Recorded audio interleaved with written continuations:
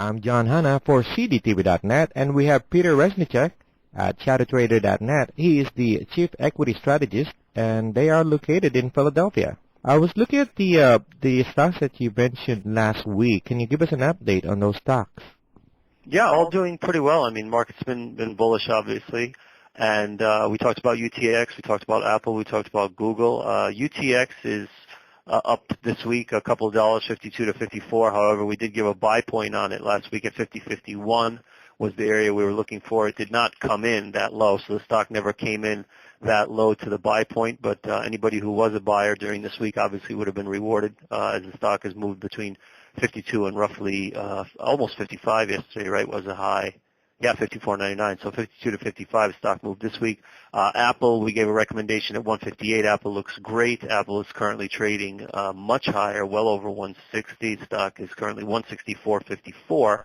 And then we also talked about a cup and handle forming on Google, which is looking very, very intact. The handle is still building itself out, but already Google is starting to test over the high of the right and left edge of the cup. So we already had a couple of tests. We're over 450 right now. When we talked about the stock last week, we were closing on Friday at about 446, and we did have a pullback, sort of building out the handle Monday, Tuesday, Wednesday, and now we're currently trading at 450. So things are looking good on Google as well.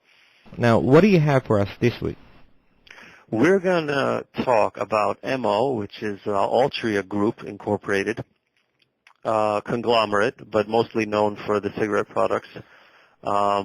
Used to be Philip Morris, now it's called Altria. Ticker is still MO, however, Michael Oscar. And this is a stock that just looks really strong on weekly time frame. It's a little bit choppy on the dailies, but if you go out to a longer time frame, you can see that all the noise really is just consolidated in this area of 2009, where the stock has really had a very tight range of consolidation between about 1575 and 1750. And what's happening now is with the strength of the market, the stock is finally starting to break out over that prior consolidation resistance at 1750. This week, the stock went as high as, let me tell you exactly, we jumped up all the way to $18. And what makes this really interesting, John, is this is the first time stock has not been at these levels since November of '08. And why I thought this would be a really interesting play for your listeners is that it does pay a dividend. It actually pays a very healthy dividend, currently paying 32 cents a share per quarter. So when you look at the price here at 17.47, where we are currently, this is a dividend yield of 7.33% currently. Wow. It was over 8% when the stock was trading, just under 16. Earlier this year, February, March, it was well over 8% when the stock was touching down in, the 1450 area. So this is, I think, a really strong buy, I think, for dividend players for a number of reasons. One, the dividend yield is very high. And number two, you don't have a lot of volatility in the stock. It's not like you're going to be collecting a 7% dividend, but then you're going to be down, 40% on the stock. The stock is really moving in a relatively tight range, really between $16 and $17. And then on top of that, it's also showing evidence that it looks like it wants to break out higher technically. So you have sort of a double profit there, obviously, right? I mean, you have return on the stock and then also returns that you're receiving on the dividends. On your system, what is the entry point and what is the exit point and what is the stop loss point? Okay, so what I would say right now is you got a situation where Altria is coming in a bit after touching that high of 18 yesterday. Now the stock's trading 17.44. It's coming in a bit. I see support at the stock at the $17 area, and then that's the first level of support, and then below that at $16.50. So anywhere between $16.50 and $17, I would say would be a buy point on the stock. Then you can put a protective stop at $16. Okay, and then your target really would just be to hold MO as a long-term holding, keeping in mind as you're holding that as recently as September or October of 2008, okay, less than a year ago, the stock was consolidating the same way it is now in a range between $20 and $22.